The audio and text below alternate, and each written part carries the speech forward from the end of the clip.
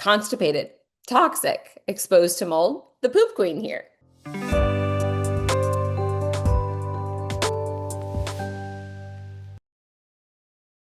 Hi, I'm Liz Roman, aka the Poop Queen, and if you are constipated and toxic, I'm going to share with you why you must poop to detox mold safely. Our elimination pathways are a built-in filtration system. They help keep the good stuff in and the bad stuff out.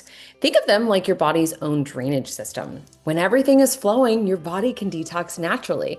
But what happens when you're constipated or your bowels are sluggish? That drain gets clogged and toxins start to back up in the funnel. If you're dealing with mold exposure, one of the most toxic, immune disrupting threats in our environment, that backup can become a serious problem. You cannot detoxify mold effectively if you are not pooping daily, period. Before we dive deeper, it's important to understand the difference between toxins and mycotoxins, two terms that are often used interchangeably but have key distinctions. Toxins are any substances that cause adverse effects in the body. They can be naturally occurring, like snake venom or mold mycotoxins, as mold has always been part of our environment. Or they can be man-made, such as pesticides, phthalates, heavy metals. We live in a world of toxic soup, so we are exposed to uncontrollable things all the time. Mycotoxins specifically are toxic compounds produced by certain molds.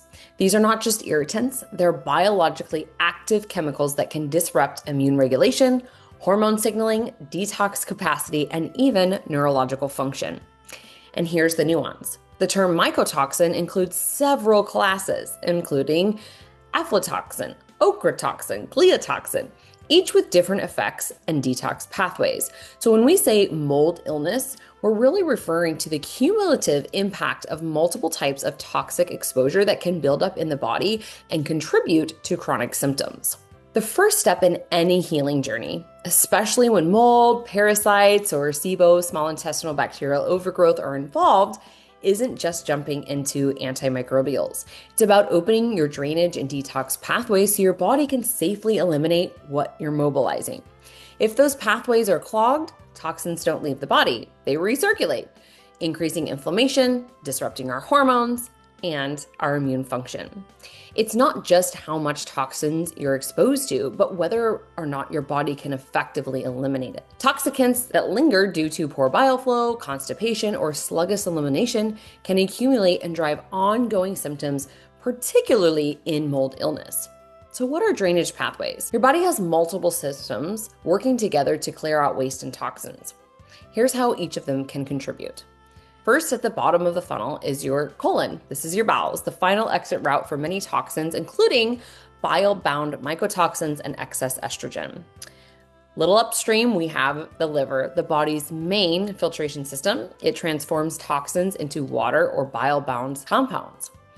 Gallbladder stores and releases bile, which is a critical carrier of fat-soluble toxins like mycotoxins. Our kidneys are responsible for filtering blood and eliminating water-soluble waste through our urine. We have our lymphatic system, which collects cellular waste and supports our immune function. And then the skin, we know, eliminates toxins through sweat, which can be a secondary detox route when others are overloaded. And our lungs, many forget this, but these expel volatile compounds and carbon dioxide. If just one of these is impaired, but especially the colon, toxins build up and circulate back through the bloodstream, a process known as enterohepatic recirculation. So why does pooping need to come first? Of all these systems, bowel movements are the gatekeepers for effective detox. Without daily, complete elimination, mold toxins get trapped and recycled. Research has shown that mycotoxins like ochratoxin A are reabsorbed in the gut when bile flow is sluggish or bile transit is slow, leading to increased oxidative stress, immune suppression, and mitochondrial dysfunction. So what do we need? The Goldilocks, and I credit Dr. Jill Krista to this, she says it best. The sweet spot is 2 number 2s. So why 2? Optimal detox. The liver loads mycotoxins into bile, which enter into the gut. And without regular bowel movements, these toxins then get reabsorbed. But we also have to consider the gut-brain connection. Healthy motility often reflects a healthy microbiome, which produces neurotransmitters like serotonin and GABA. And we know this will also result in less herxing and more healing. In my clinical experience, patients who achieve at least 2 solid bowel movements a day tend to move through detox with fewer symptoms, less inflammation, and greater resilience. So what happens if you skip this step? If you start mold detox or any eradication protocol without clearing and opening up the drainage and detoxification pathways, you can end up feeling worse, not better. And that can show up as headaches, skin flares, mood swings, sleep issues, joint pain, major fatigue, or histamine issues, rashing, itching, hiving, the list goes on. These are classic what we call Herxheimer reactions, when the release of toxin triggers an acute immune response, leading to inflammation and worsening of symptoms. And this is often caused because you're trying to push toxins too fast before the body is ready. So what can you do to get things moving? There's some foundational strategies that I use in clinical practice. First and foremost is supporting bile. So here we can add bitters, herbal bitters like genation, dandelion, artichoke.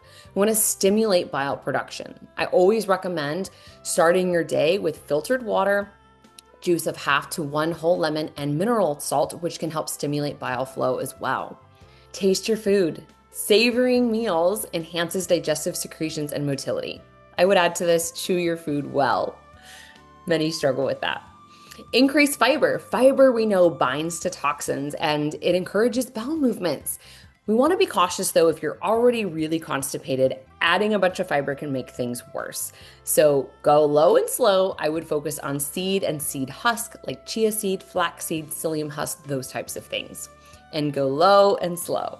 Hydrate well. Aim for at least half your body weight in ounces plus electrolytes. We need those minerals. And then we can support with certain supplements, and these would be as tolerated. Some very helpful things I find are magnesium citrate or oxide. You can go up in tolerance to those to get things moving. Vitamin C can work very well to support bowel movements. Gallbladder support. So outside of those bitters, taurine, ox bile, or phosphatidylcholine. Gentle herbs like senna, short term though, no more than 4 weeks. We don't want to create dependency here.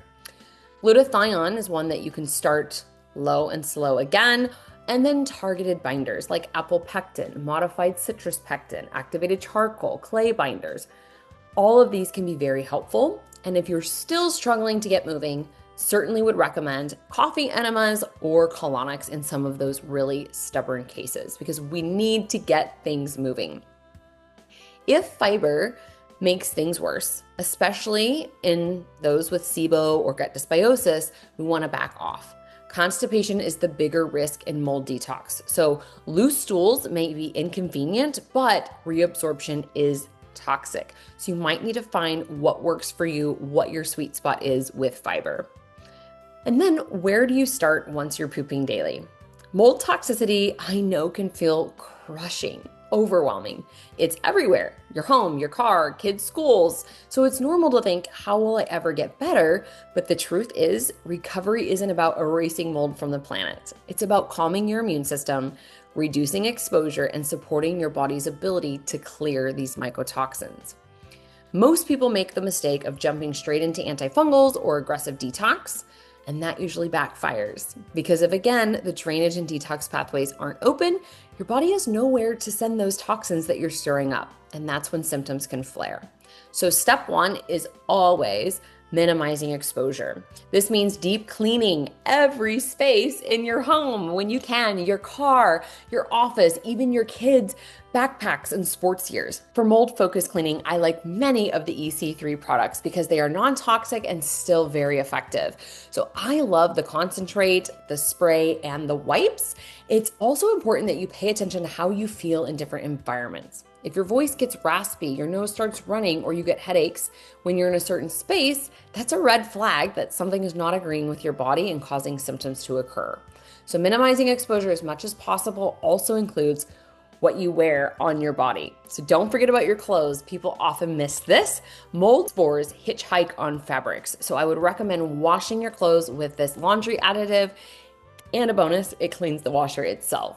We know that schools are notorious for mold, so I use this trick for my kids' clothing as well. And once you've handled exposure and your bowels are moving daily, here's 5 steps to lay your foundation before adding any eradication agents. Biofilm disruptors, antifungals, or antimicrobials, We want to make sure your body is primed and ready to do this eradication. So first is following a low mold diet, high antioxidant, high fiber foods. If you're constantly retoxing, you cannot detox. Second is hydration with minerals. Remember here, the solution to pollution is dilution. Number 3, digestive supports, bitters, enzymes, bile support, gut lining support like immunoglobulins, and daily bowel movements. You cannot shortcut this. Number 4, binders to grab toxins and move them out. And number 5, NAC or glutathione. You want to go slow with these. These are going to help your liver process toxins, but they can be powerful, so ease in. And only after this foundation is in place should you bring in eradication agents. And even then, keep it low and slow. Work with a mold literate practitioner to guide you through this process, as it can be lengthy and complex, and there are many factors. But bottom line here is poop or back up. Yes, binders, glutathione, and antifungals all have their place in mold protocols. But if you're not pooping 1 to 3 times a day, you're not truly detoxing. You're just stirring the pot. Detox is not about just killing pathogens. It's about moving waste out daily, efficiently, and without causing collateral damage. If you're tired of feeling stuck, inflamed, and foggy, you have to start with the bowels, because your detox journey starts in the bathroom. See the notes below to watch the live that I did on this topic and to read the article in depth. And if you are in need of help, feel free to reach out.